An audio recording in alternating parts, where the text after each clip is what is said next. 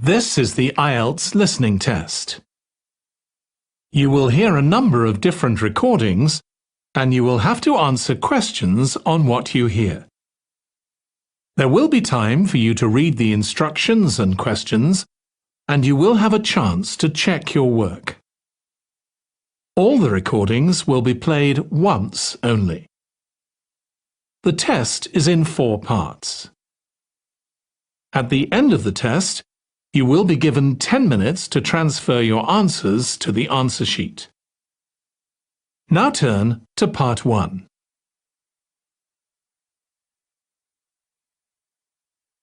Part 1. You will hear a customer asking for help in a shop. First, you will have some time to look at questions 1 to 7.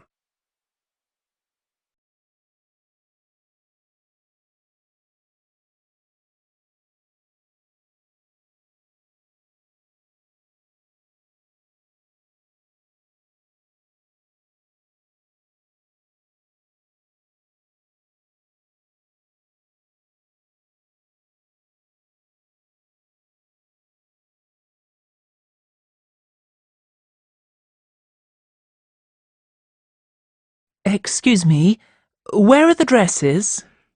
They're at the end of this aisle, on the left. Can I help you with anything? Yes, maybe. I'm not from around here, so I don't know this store. Well, I can help you with anything you need. Fantastic. I'm actually down here for my brother's wedding, and I need something to wear. I've just started a new job, and I haven't had time to get anything yet. I'm looking for something smart. Maybe a new dress. Well, what about this one? I think it's too hot for long sleeves. Yes. Well, this one has shorter sleeves, and it still has the bow, which I think is a nice detail. Or there's this patterned one. I'm not keen on a pattern. I think I'll go for the one with the bow. Do you have it in a size 10? Let me have a look. Yes, here. Great. I need a hat, and then I can try them on together. What kind of hat are you looking for? What about this one with the flower? Yes, but if I may suggest, a taller hat would add to your height. Really? Yes, try this one. Oh, I see what you mean. We have this style with the single flower or with a small bunch, and it comes with a wide or narrow brim. I like the narrow brim and just the one flower. Can I have a blue flower? I'm afraid it just comes in cream. Well, it goes with the dress anyway. Great. I'll place an order and have the hat sent to you. It'll take about 2 days to be delivered. Is that okay? Yes, that's fine. I need to take down a few details for delivery. Can I take your name? Ellen Barker. And the delivery address? It'll be my brother's address. It's 14 Brightwell Avenue. 14... can you spell that, please? Yes, BRIGHTWELL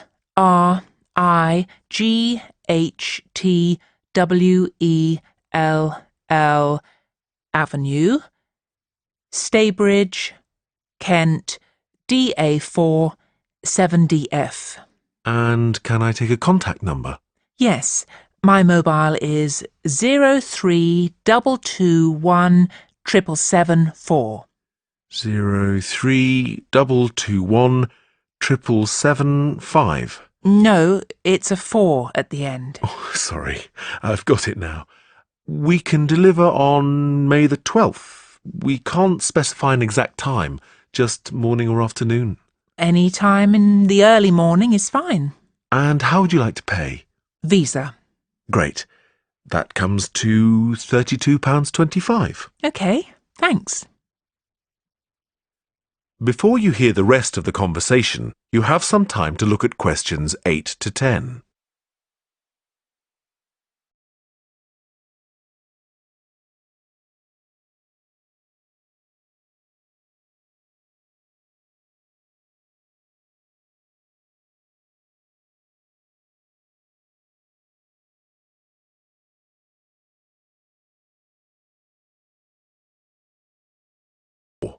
Now listen and answer questions 8 to 10.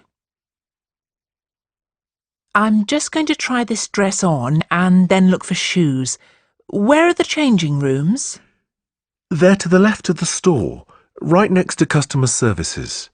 And I want some shoes and accessories too. Where can I find them?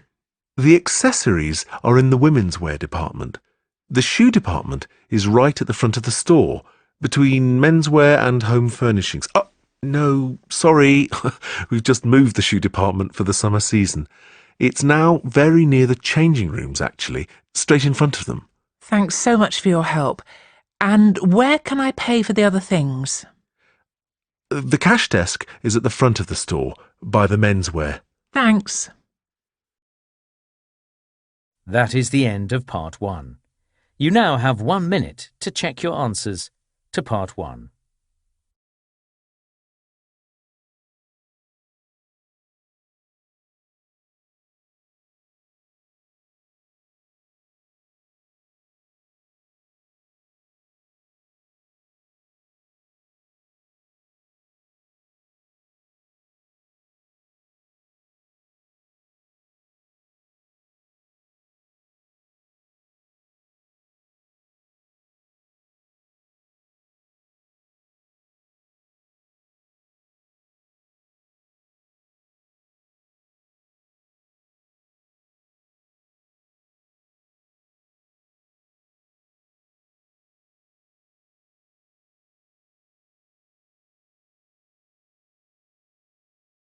Part 2.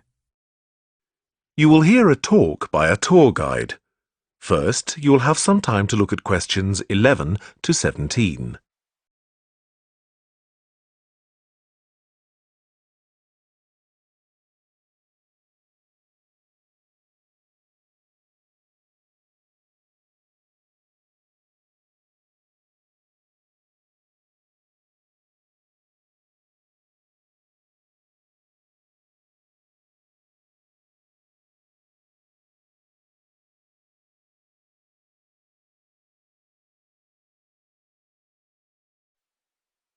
Now listen carefully and answer questions 11 to 17.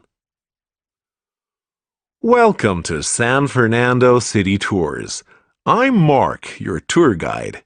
We have a lot to see in 3 hours, so make sure you're comfortable. We'll be traveling into the historical district first, and then into the town center. After that, it's out to the harbor, and we'll finish up at the lighthouse, just past the harbor. That will take us up to midday, and after that, you're free to do what you want. At the lighthouse, you'll have a chance to visit the tea room and take photographs of the magnificent coastline. Now, as we have only 3 hours, we won't be able to take you around the shopping district, but we think you'd prefer to look around the shops there in your own time anyway. San Fernando has some well-known tourist attractions. The lighthouse, for example, and the National Library. However, the little-known military museum is not to be missed. Be sure to visit before you leave. Now, there's a lot to do in San Fernando. Indeed, there really is something for everyone. For those who love the water, I can recommend a trip on the Seafarer, one of the most famous boats on the San Fernando River. It does an evening trip with a 3-course meal included. It's great fun for everyone, but especially for young people in their teens or 20s. After 9, there's a disco on the boat, and it gets really lively. Then there's a climbing wall near the town center. It's incredibly popular, with a large wall for expert climbers and a smaller wall for novices. There's a junior wall and a creche, so it's a great day out for those of you with kids. And if you like walking, there's some great walking tours. The City Sights tour is highly recommended, as is the walking tour by the coast. But that one's only for the fit, not really suitable for children or the elderly. For more mature people, or those less able to get around, I would suggest a tour around the vineyards. It can be done in the luxury of a coach, and it's a wonderful way to explore the region's wines. Before you hear the rest of the talk, you have some time to look at questions 18 to 20.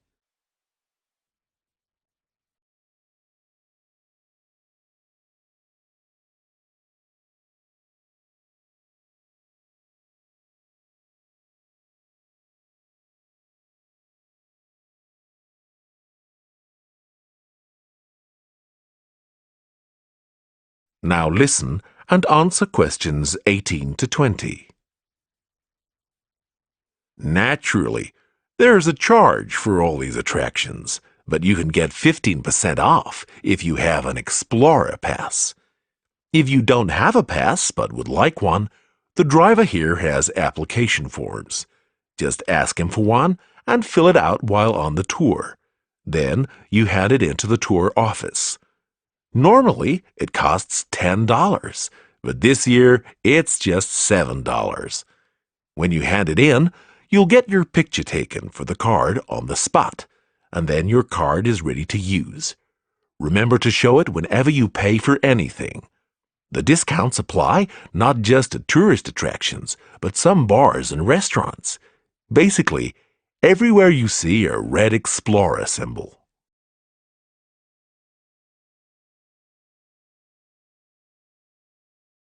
That is the end of Part 2.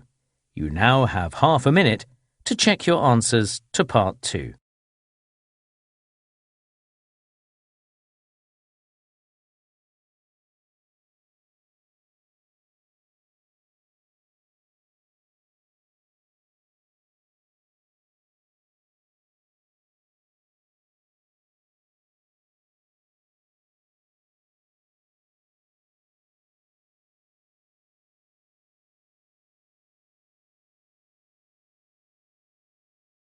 Part 3. You will hear two students and their tutor discussing a wildlife presentation. First, you will have some time to look at questions 21 to 26.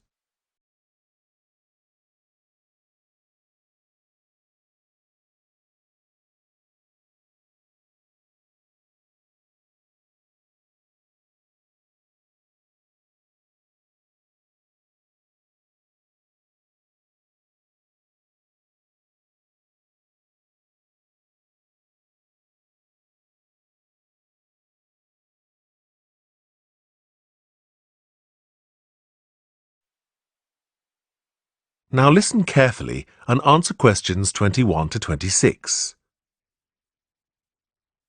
Hi, Katie. Hi, Ian. Come on in. Hi, Professor Gordon. We wanted to talk to you about our wildlife presentation next week. Have you decided how to organise it? Yes, Professor. At first, we were going to focus on the cat family, but then we decided to talk about nocturnal animals instead. Yes, good idea. And how is your planning going? It's going well. We think we have enough material for 20 minutes. The advantage is that there are so many visual aids we can use. We found lots on the internet which we think will be really interesting for people. The problem is that this topic has been hard to narrow down. If anything, we've got too much information for just 20 minutes. How do you think we could narrow it down further? It is a broad subject. There are a few ways you could do it, but I'd recommend just looking at a representative sample of nocturnal animals, just 4 or 5. Yes, and maybe we could choose one animal from each continent, or a land creature, a marine creature, and a winged animal. I like the idea of separating it by different types of animals. And if we limit the detail, we'll definitely have enough time. But don't limit the detail too much.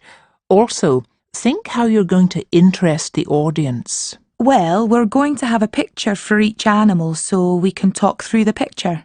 That's a nice idea, but don't limit yourself to pictures. If you can find any clips of the animals, use them. Showing brief video clips can keep an audience interested. I'll look on the internet tonight. And think of questions to ask your audience. People like to be involved. Yes, that's a great idea. Anyway, Professor, we've been practicing our presentation and we'd like to show you a small section. Is that okay? Well, we just have a couple of minutes left, but go ahead. Before you hear the rest of the conversation, you have some time to look at questions 27 to 30.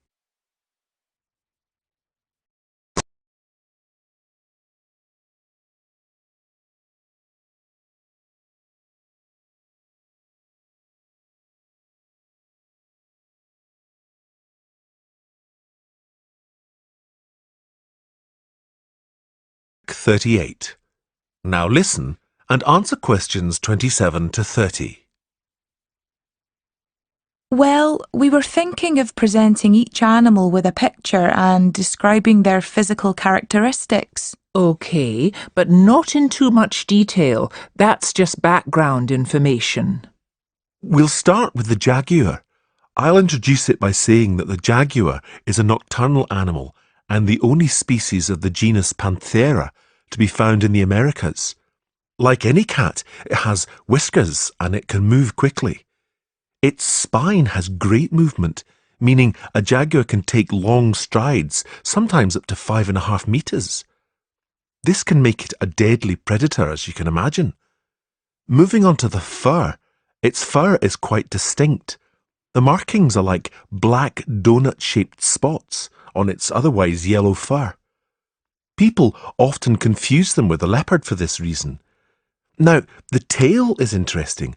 Although people think that the tail has stripes on it, the fur on the tail actually is similar to the body, with black circles around the lower section.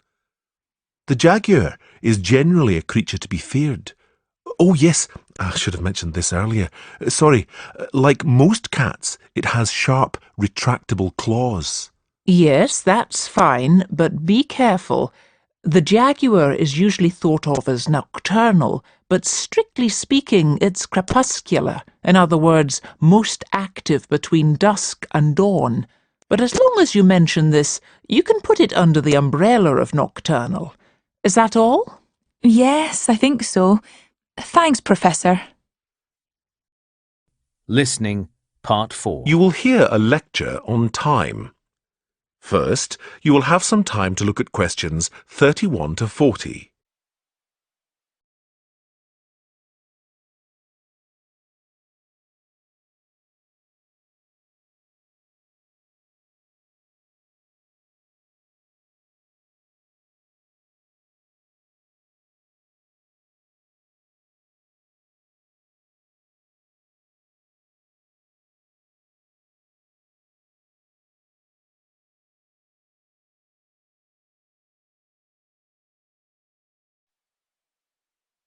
Now listen carefully and answer questions 31 to 40. The subject of this series of lectures is horology, the science of measuring time, and we'll be looking at a few basic concepts in this lecture. The measurement of time has come a long way since ancient times. It began with such devices as the sundial, where the position of the sun's shadow marked the hour. Daylight was divided into 12 temporary hours. These temporary hours were longer in the summer and shorter in the winter, simply because the amount of daylight changes with the seasons. The earliest sundial we know comes from Egypt. It was made of stone and is thought to date from 1500 BC. Sundials were used throughout the classical world and, with time, evolved into more elaborate devices that could take into account seasonal changes and geographical positioning and reflect the hours accurately, no matter what the time of year. This was quite an achievement in technology. Today, sundials can be seen as decorative pieces in many gardens. In the 11th century, the Chinese invented the first mechanical clocks. They were large and expensive, and certainly not intended for individuals. However, this is the type of clock we are familiar with today. There have been many developments in clocks and watches since then, and they have been greatly improved. But if your clock or watch makes a ticking sound, then it could well be based on the mechanical movements the Chinese developed 1,000 years ago. However, Timekeeping has moved on from the mechanical clock. Time has become so important that there is a series of atomic clocks around the world which measure international atomic time. Even though many countries have their own calendars, globalization has made it essential that we measure time uniformly. That we know, for example, that when it's 6 a.m. in the United Kingdom, it's 2 p.m. in Beijing. This standard was set in 1958. Now these atomic clocks are situated in over 70 laboratories all over the world. There is so much to cover about the development of time measurement that I would like to refer you to the reading list. The core text is The Development of Time, Theory and Practice, but there are many other useful texts. A good grounding in the subject is given in Understanding Time by J.R. Beale. Although some sections lack detailed analyses, it does offer a good foundation. Also, Time, Concepts and Conventions is quite a useful read. You might think from the title that it's about the philosophy of time, but this isn't the case. Rather, it gives a good description of how different countries have different approaches to time in terms of calendars and days. Lastly, The Story of Time by David Harris analyzes time in great detail, and I would recommend this book if you are aiming to specialize in horology. Now, we're going to continue with an in-depth look at lunar and solar cycles. That is the end of Part 4. You now have 1 minute to check your answers to Part 4.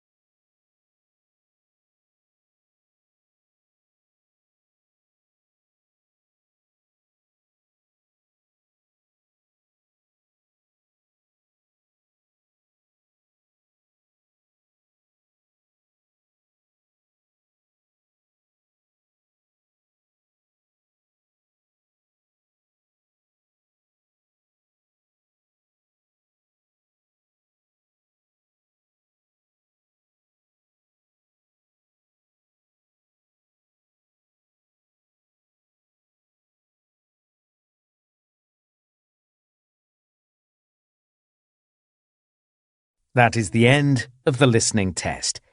In the IELTS test, you would now have 10 minutes to transfer your answers to the answer sheet.